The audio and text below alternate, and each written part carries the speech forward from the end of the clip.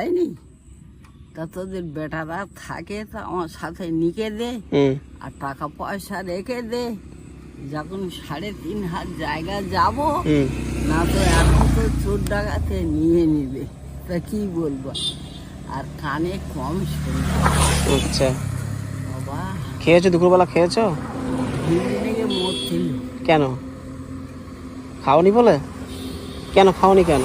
তা আনবে তো, এত এত দেরি করে রান্না করেছে? ওই কাজে যায়, হ্যাঁ, ঝি কাজে।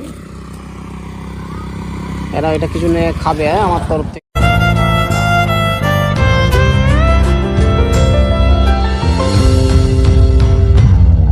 হ্যাঁ, বাবা, ছুটি হোক বাবা।